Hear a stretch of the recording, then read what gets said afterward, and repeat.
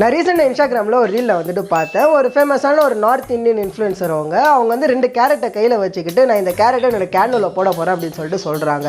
அதுலேயும் 170 ரூபா கேரட் வந்து இருந்துக்கிட்டு ரொம்ப நல்ல எக்ஸ்பீரியன்ஸ் கொடுத்துச்சு அப்படின்னு சொல்லிட்டு அவங்க வந்துட்டு சொல்கிறாங்க. அவங்க என்ன சொல்ல வராங்கிறது நமக்கு வந்துட்டு தெரியுது, அவங்க என்னத்தை தான் சொல்கிறாங்க அப்படின்றது நமக்கு வந்துட்டு தெரியுது. ஆனாலும் எனக்கு இன்றைக்கி வரைக்கும் அந்த வீடியோ பண்ணதுக்கான மோட்டிவ் என்ன அப்படின்றது எனக்கு சுத்தமாக எனக்கு வந்துட்டு புரியல. இந்த சோஷியல் மீடியா ஏரால சோஷியல் மீடியா வந்து இருந்துக்கிட்டு இது மாதிரி கர்மத்தை எல்லாத்தையும் நீங்கள் பார்த்தீங்கன்னா நார்மலைஸ் பண்ணி வச்சிருக்கு. இது மாதிரி கண்டென்ட்டை பார்த்து நம்மளோட பிரெயின் வந்து இருந்துக்கிட்டு இது மாதிரி கண்டென்ட் இன்னும் தேடி போய்கிட்டே இருக்கும். நம்மளோட பிரெயினை நம்ம அது மாதிரி நம்ம வந்து ட்ரெயின் பண்ணி வச்சிருக்கோம். இதை தான் டீசென்டிசேஷன் இல்லை ஹெடாக்ஸ் அடாப்ஷன் அப்படின்னு சொல்லிட்டு சொல்லுவாங்க. இது மாதிரி கண்டென்ட் எல்லாம் நம்ம பார்த்து இது எல்லாத்தையும் நம்ம வந்து நார்மலைஸ் பண்ணிட்டோம். இது மாதிரின்னு மட்டும் கிடையாது, நிறைய influences specifically I'm talking about female creators வந்து இருந்துங்க அவங்களோட பாடி எக்ஸ்போஸ் பண்ணுற மாதிரி ஒரு ரீல், அவங்களோட பாடி எக்ஸ்போஸ் பண்ணுற மாதிரி ஒரு ஃபோட்டோ வச்சுக்கிட்டு அது சப்ஸ்கிரிப்ஷன் அப்படின்ற ஒரு விஷயத்துக்குள்ளே போட்டுக்கிட்டு சப்ஸ்கிரிப்ஷன் வாங்க வச்சுட்டு சப்ஸ்கிரிப்ஷன் வந்துட்டு சேல் பண்ணிக்கிட்டு இருக்காங்க. ஃபார் நோ ரீசன் நம்ம எல்லாருமே வந்து இருந்துக்கிட்டு இது மாதிரி கிரியேட்டர்ஸை நம்ம வந்து ஃபேமஸ் ஆக்கியிருக்கோம். See guys, disclaimer, நான் வந்து ஒரு பெண்ணோட ட்ரெஸ்ஸை பற்றி நான் வந்துட்டு இங்கே பேசவே கிடையாது. இந்த உலகத்தில் இருக்கிற எல்லாருக்குமே நீங்கள் பார்த்தீங்கன்னா இன்க்ளூடிங் மேல் அண்ட் ஃபீமேல் அவங்களுக்கு பிடிச்ச ட்ரெஸ்ஸை போடுறதுக்கு அவங்கவுங்களுக்கு வந்து உரிமை வந்துட்டு இருக்குது. நான் இந்த வீடியோ மொத்தமாக நீங்கள் பார்த்தீங்க அப்படின்னா ட்ரெஸ்ஸை பற்றி பேசுகிறதே கிடையாது. உங்களோட ட்ரெஸ்ஸு நீங்கள் எதோ போடணும் அப்படின்னு சொல்லிட்டு முடிவு எடுக்கிறது நீங்கள் பார்த்தீங்கன்னா அது வந்து உங்களோட பர்சனல் சாய்ஸ். நான் அதில் வந்துட்டு தலையிடறதுக்கு நான் யாருமே கிடையாது, யாருக்குமே நீங்கள் பார்த்தீங்கன்னா அந்த ரைட் வந்துட்டு கிடையாது. ஆனால் நான் சொல்கிறது கிளியர் கட்டாக வந்துட்டு புரிஞ்சுக்கோங்க. நான் கொஞ்சம் அப்படி இப்படி ஒரு பிக்சர்ஸ் அப்படி இப்படி ஒரு ரீல்ஸை போட்டுட்டு நான் சப்ஸ்கிரிப்ஷன் வந்துட்டு வச்சிருக்கேன். நீ வந்து எனக்கு வந்து காசை கொடுத்து சப்ஸ்கிரிப்ஷன் ஜாயின் ஆகி அந்த வீடியோஸும் அந்த ரீல்ஸும் அதுக்கான எல்லா ஆக்சஸும் நான் வந்து கொடுக்குறேன் அப்படின்றது எந்த விதத்தில் நியாயம், அது எந்த விதத்தில் தான் நம்ம வந்து நார்மலைஸ் பண்ணியிருக்கோம் அப்படின்றத நான் வந்துட்டு சொல்ல வரேன். இது நம்மளோட கண்ணிலே நம்ம வந்துட்டு பார்க்குறோம். இது வந்து கொஞ்சம் கொஞ்சமாக வளர்ந்து நீங்கள் பார்த்தீங்கன்னா காலேஜ் அண்ட் ஸ்கூல்ஸ்லாம் இவங்களை வந்து நம்ம இன்ஃப்ளூயன்சர்ஸை கூப்பிட ஆரம்பிச்சிட்டோம். இன்க்ளூடிங் தமிழ்நாடுல எத்தனையோ கிரியேட்டர்ஸ் எத்தனையோ இன்ஃப்ளூயன்சர்ஸ் வந்து இருந்துக்கிட்டு இது மாதிரியெல்லாம் போட்டு சம்பாதிக்கிறவங்க எல்லாரையும் காலேஜ் ஃபங்க்ஷன்ஸ்க்கு ஸ்கூல் ஃபங்க்ஷன்ஸ்க்கெல்லாம் நம்ம வந்து கெஸ்ட்டை நம்ம வந்து கூப்பிட ஆரம்பித்தோம். ஏன் போன வருஷம் இண்டிபெண்டன்ஸ் டேக்கு வந்து நம்ம வந்து ஒரு ஆளை நம்ம வந்து கூப்பிட்டுமே. ஆக்சுவலி இந்த விஷயத்தில் வந்து எனக்கு ஒரு மிகப்பெரிய ஒரு கோவம் எனக்கு 2 பேர் மேலேயும் இருக்குது. ஏன்னா இங்கே 2 பேர் மேலேயும் தப்பு இருக்குது.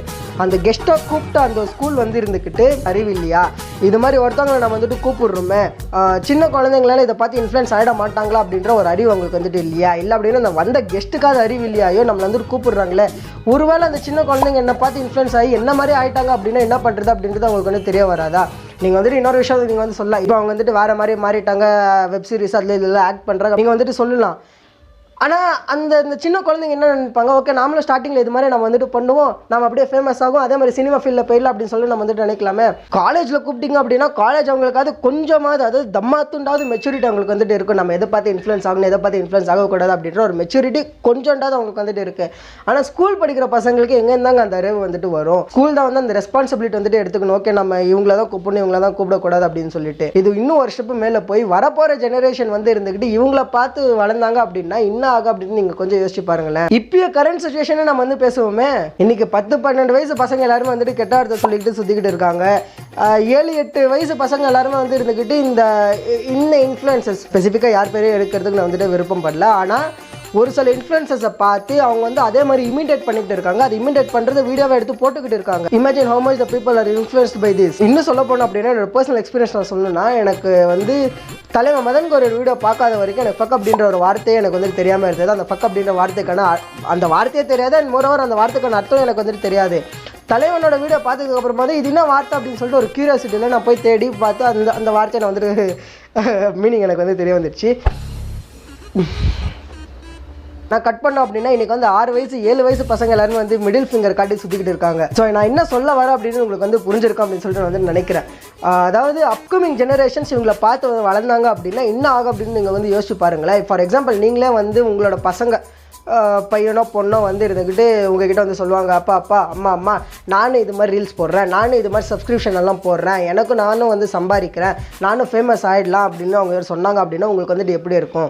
ஸ்பெசிஃபிக்கலி சொல்ல போனோம் அப்படின்னா உங்களுக்கு வந்து ஒரு கேர்ள் பேபி இருந்தாங்க அப்படின்னா அவங்க உங்ககிட்ட வந்து சொன்னால் எப்படி இருக்கும், அப்பா நான் வந்து கொஞ்சம் அப்படி இப்படி சப்ஸ்கிரிப்ஷனில் போட்டேன் அப்படின்னா, இல்லை அப்படி அம்மா நான் வந்து கொஞ்சம் அப்படி இப்படி சப்ஸ்கிரிப்ஷன்ஸ் இன்ஸ்டாகிராம் சப்ஸ்கிரிப்ஷனோ இல்லை அப்படின்னு ஏதோ ஒரு வெப்சைட் சப்ஸ்கிரிப்ஷனில் நான் போட்டேன் அப்படின்னா எனக்கு வந்துட்டு காசு வரும், நான் வந்து சம்பாதிப்பேன், இவங்கள பாருங்களேன் அப்படின்னு சொல்லிட்டு இன்னொரு இன்ஃப்ளூயன்சரை காமிச்சு இவங்கள மாதிரி நானும் ஆகிறேன், இவங்கள மாதிரி நானும் ஃபேமஸ் ஆகிட்டேன் அப்படின்னா நானும் நல்லா சம்பாதிப்பேன் அப்படின்னு சொல்லிட்டு சொன்னாங்க அப்படின்னா எப்படி இருக்கும் அப்படின்னு நீங்கள் கொஞ்சம் யோசிச்சு பாருங்களேன். ஸோ எவ்வளோ சேஞ்ச் ஆகிருக்கு, எவ்வளோ சேஞ்ச் ஆகிறதுக்கு வாய்ப்பு இருக்குது அப்படின்னு சொல்லிட்டு உங்களுக்கு வந்துட்டு புரியும் அப்படின்னு சொல்லி நான் வந்துட்டு நினைக்கிறேன். அண்ட் மோர் ஓவர் இந்த இடத்துல நான் வந்து அரோரா அப்படின்ற ஒரு இன்ஃப்ளூயன்சருக்கு நான் வந்து ஒரு மிகப்பெரிய ஷவுட் அவுட் நான் வந்துட்டு கொடுக்கணும். ஏன்னா பிக் பாஸ்க்கு போனதுக்கப்புறமா அவங்களோட ஃப்ரெண்ட்ஸ் எல்லாருமே வந்து இருந்துக்கிட்டு இது மாதிரியெல்லாம் பண்ணாதே, இது வந்து வேணாம் அப்படின்னு சொல்லிட்டு சொன்னதுக்கப்புறமா அவங்க வந்து புரிஞ்சிக்கிட்டு சேஞ்ச் ஆகணும் அப்படின்ற ஒரு காரணத்துக்காக அவங்க வந்து பிஎஸ்சியோ ஏதோ படிக்கிறதுக்காக வெளிநாடுக்கு வந்துட்டு போகிறாங்க. Seriously a big salute for her. இப்போயாவது அவங்களுக்கு வந்துட்டு புரிஞ்சிக்கிட்டு அவங்க வந்து சேஞ்ச் ஆகுறாங்க அப்படின்றதுல எனக்கு சந்தோஷமாக இருக்குது. உங்களோட தாட்ஸ் என்ன அப்படின்னு கமெண்ட் வந்து சொல்லுங்கள். Anyways coming back to the topic, future generation நம்மளோட பசங்களாவது இருக்கலாம், நம்மளோட குழந்தைங்களாவது இருக்கலாம், அவங்க வந்து இருந்துக்கிட்டு நாளைக்கு தேதியில் அவங்களுக்கு எந்த ஒரு வேலையும் கிடைக்கல அப்படின்ற பட்சத்தில் நம்மக்கிட்ட வந்து இப்போ எனக்கு எந்த வேலையும் கிடைக்கல, அம்மா எனக்கு எந்த வேலையும் கிடைக்கல, நானும் இது மாதிரி நான் போட்டு நானும் சம்பாதிக்க ஆரம்பிக்கிறேன் அப்படின்னு சொல்லிட்டு சொன்னாங்க அப்படின்னா எப்படி இருக்கும் அப்படின்றது கொஞ்சம் இமேஜின் பண்ணி பாருங்கள். உங்களுக்கு வந்துட்டு இன்னைக்கான கிரவுண்ட் ரியாலிட்டி உங்களுக்கு வந்துட்டு தெரிய வரும். அண்ட் மோர் ஓவர் எனக்கு வந்து வியூவர்ஸ் மேலே, அதாவது மக்கள் அந்த கன்சியூமர்ஸ் மேலே எனக்கு வந்து ஒரு மிகப்பெரிய ஒரு கோவம் வந்துட்டு இருக்குது.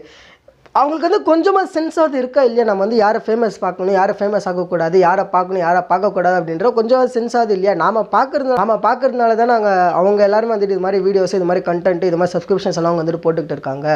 நாமளும் நீங்கள் பார்த்தீங்கன்னா ஒரு கொஞ்சம் ரெஸ்பான்சிபிலிட்டி வந்துட்டு எடுக்கணும். நம்ம யாரை ஃபாலோ பண்ணுறோம், யாரை ஃபாலோ பண்ணக்கூடாது, என்ன பண்ணணும் அப்படின்ற ஒரு ரெஸ்பான்சிபிலிட்டி ஆஸ் வியூவர்ஸ், அதாவது ஆஸ் கன்சியூமர்ஸ் நம்மளுக்கும் வந்து நீங்கள் பார்த்தீங்கன்னா கொஞ்சம் ரெஸ்பான்சிபிலிட்டி வந்துட்டு இருக்கணும், கொஞ்சம் சென்ஸ் வந்துட்டு நமக்கு வந்துட்டு இருக்கணும். ஹோப்ஃபுல்லி உங்களுக்கு வந்துட்டு நான் என்ன சொல்ல வரேன் அப்படின்றது புரிஞ்சுக்கும் அப்படின்னு சொல்லிட்டு நினைக்கிறேன். நம்ம வந்து மற்றவங்கள சேஞ்ச் பண்ணுறதுக்கு ட்ரை பண்ணுறதுக்கு முன்னாடி ஃபஸ்ட்டு நாமளே நம்ம வந்து சேஞ்ச் ஆகணும். Anyways catch you next video. Bye, cheers.